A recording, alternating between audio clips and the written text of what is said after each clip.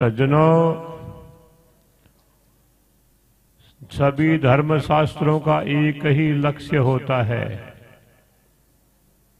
और वास्तविक लक्ष्य जो है मिली है मिनखा देह राम जब कृपा कीनी, जासु अधिक महर साधु की संगत चीनी, अधिक बहे दयाल जगत को पिंड छुड़ायो, जाग्यो पूरब भाग शरण दादू की आयो, ऐसो डाव विचार कर पल भर ढीलन कीजिए, दयाल दास सांची कहे राम भजन कर लीजिए।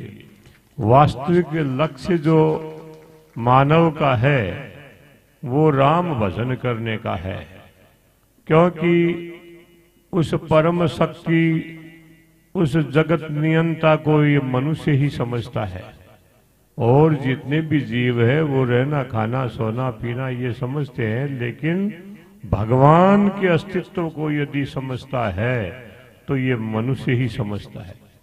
और मनुष्य में इतनी बड़ी शक्ति परमात्मा ने दी है, वो तो अदृश्य है, वो दिखने का नहीं है, वो तो अनुभूति का है।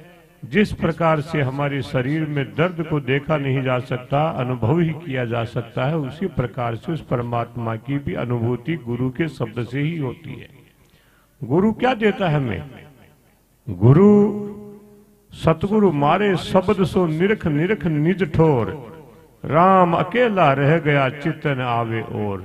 निरख निरख देख देख करके गुरु महाराज देख देख करके अंतःकरण में परमात्मा का नाम उतारते हैं।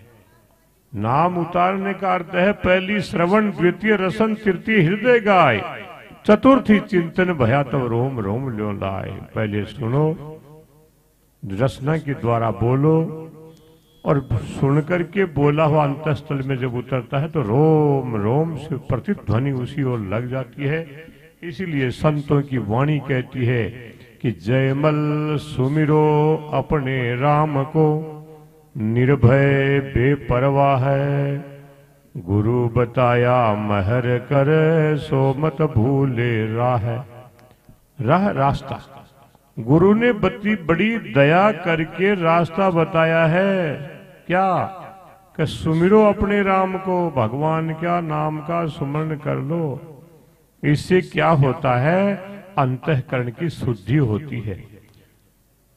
सज्जनों, यदि अंतःकरण की कोई शुद्धि करने की सबसे बड़ी औषधि है तो भगवान का नाम ही है, और औषधियां काम नहीं देती। इसलिए महात्माओं, वाजिंद महात्मा दादूपंथी पठान मुस्लिम है, ये कहते हैं पढ़ी है वेद पुराण कुरान बखा नहीं, सब शास्त्रन को सार राम को नाम ही। हम कुरान को पढ़ ले, पुराण को पढ़ ले, सब शास्त्रों को पढ़ ले, तो आखिर में तो राम का नाम ही है। महात्मा रज्जब ये अपनी वाणी में फरमाते हैं कि चारों वेद ढिंढोर के अंत कहेगा राम, सो रज्जब पहले कहे इतना सो ही काम। ये महापुरुष है, इसलिए भगवान के नाम को जो जो पीवे राम रस त्यों त्यों बढ़े पियास, ऐसा कोई एक है बिरला दादू दास। कितनी शाश्वत शांति मिलती है। अरे भगवान के नाम के लिए कोई समय नहीं होता है। संसार में आने वाले के लिए कोई समय नहीं है, जाने वाले के लिए कोई समय नहीं, लेकिन भगवान के नाम के लिए क्या समय होगा? ये महात्माओं की वाणी हमें बतलाती है कि सबसे अच्छा मुहूर्त जो होता है वो ब्रह्म मुहूर्त, सुबह 5 बजे से पहले पहले। सारे दिन व्यक्ति परिश्रम करता है, सायंकाल आकर के भोजन करके सो जाता है। अब सोने के बाद में जो 2 बजे 3 बजे 4 बजे तक हम उठ जाते हैं, नींद खुल जाती है, बच्चे सोए रहते हैं, चिड़ी कमेड़ी भी जो है चूचाट नहीं करती है, अंधेरा रहता है, अंधेरे में आंखें जो है पलके कम झपकती है, उजाले में ज्यादा झपकती है। अब अंधेरे में पड़े पड़े क्या देखोगे? इसलिए जब हम भगवान का नाम का लेते हैं उस समय बिजली भी फुल रहती है, टेलीफोन की लाइनें भी खाली रहती है, और उस समय हम राम राम राम राम करते तो भगवान की लाइन भी जो है डायरेक्ट कांटेक्ट होता है। इसलिए सज्जनों, समय परमात्मा के लिए क्या है, इन श्वासों का उपयोग तो यही होता है। ऐसे महंगे मोल का एक श्वास जे जाए, 14 लोक समान सम काहे रेत मिलाए। श्वास की क्या कीमत हो सकती है? पहले के जो गोताखोर होते थे वो श्वास को रोक करके डुबकी लगा करके समुद्र की तलहटी में से रतन लाते थे। वहां बैग भरने के या बाल्टियां भरने का समय नहीं था, 2 मुट्ठी रतन, और उन 2 मुट्ठी रतन को ला करके और समुद्र के किनारे पर उनकी कीमत लगती थी। कुछ रतन तो इतने अनमोल थे कि जिनकी कोई कीमत नहीं थी। किसके पीछे? एक श्वास के पीछे। जब एक श्वास के पीछे अनमोल रत्न की प्राप्ति हुई है तो हमारी श्वास की क्या मोल हो सकता है। महात्मा कहते हैं ऐसे महंगे मोल का एक श्वास जे जाए, 14 लोक समान सम काहे रेत मिलाए। जब श्वास की कीमत नहीं हो सकती तो परमात्मा की क्या कीमत हो सकती है। क्योंकि वार पार नहीं नूर का दादू तेज अनंत, कीमत नहीं करता हर की, ऐसा है भगवंत जी। परमात्मा का और छोर ही नहीं है तो उसकी क्या कीमत हो सकती है। इसलिए हमारे इन महापुरुषों ने, इन भगवान के गुणानुवाद गाने वालों ने वास्तविक लक्ष्य बतलाते हैं, चेतावनी पूर्वक बताते हैं। सज्जनों 7 दिवस का जीवना पाछे मरघटवास, अरे सोना सी काया जड़े कोई न आवे पास। 7 दिन का तो मामला, एक दिन आने का और एक दिन जाने का। अब इस 2 दिन निकलने और 5 दिन रहते हैं। 5 दिन के अंदर बहुत पसारा कर गया, कुछ हाथ न आया।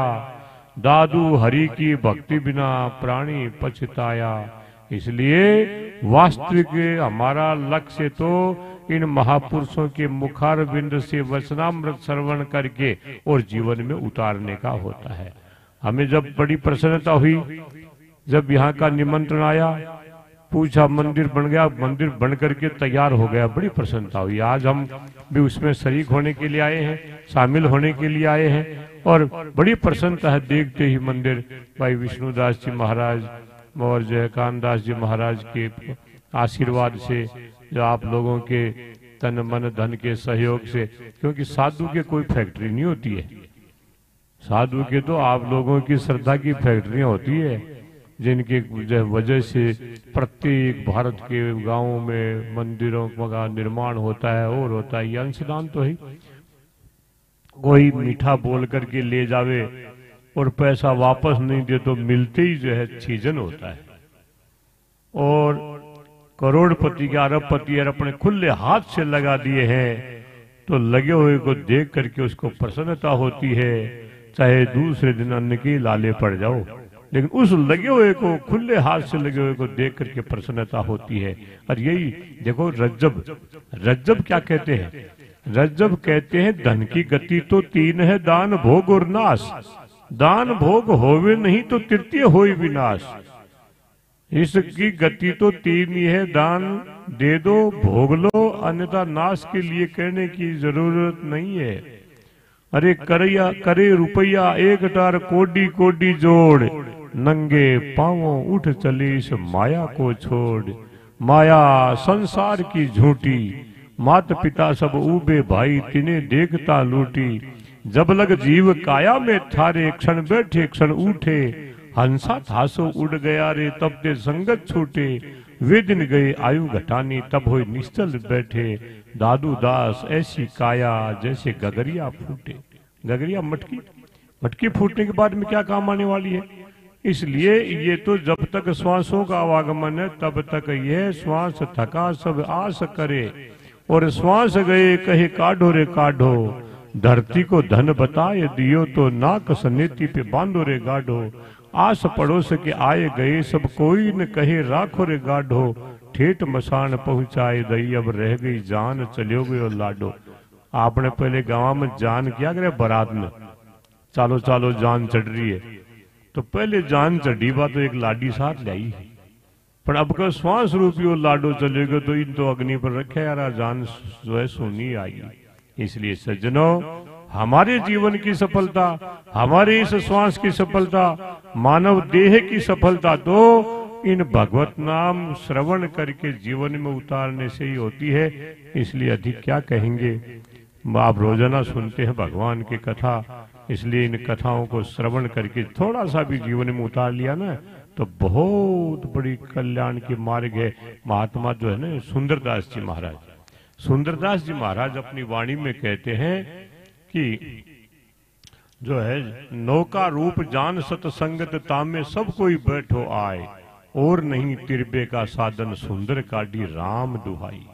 भगवान की साक्षी, अरे हम अपने स्वार्थ के लिए परमात्मा की सौगंध खाते हैं, झूठ बोलने वाला भी भगवान की सौगंध, सत्य बोलने वाला भी भगवान की सौगंध।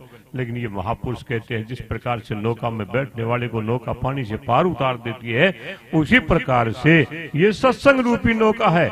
जो भी इसमें बैठेगा, सुनेगा, जीवन में उतारेगा, वो संसार समुद्र से पार हो जाएगा। मैं भगवान की साक्षी से कहता हूँ, ये महापुरुषों के वचन है, सत्य वचन है। इन्हीं शब्दों के साथ में मैं पुनः कानदास जी महाराज व विष्णुदास जी महाराज को बहुत बहुत साधुवाद देता हूँ, भक्तों को भी बहुत साधुवाद देता हूँ। अपने द्वारा परिश्रम से कमाए हुए आज ये जो है मंदिर सीताराम जी महाराज का खड़ा हुआ जो है तैयार हो गया, इसकी प्राण प्रतिष्ठा होनी है, तो उसी के अंतर्गत सत्संग का आयोजन है। मैं श्रद्धालुओं को बहुत बहुत साधुवाद देता हुआ अपने वक्तव्य को विराम देता हूँ। सत्य राम।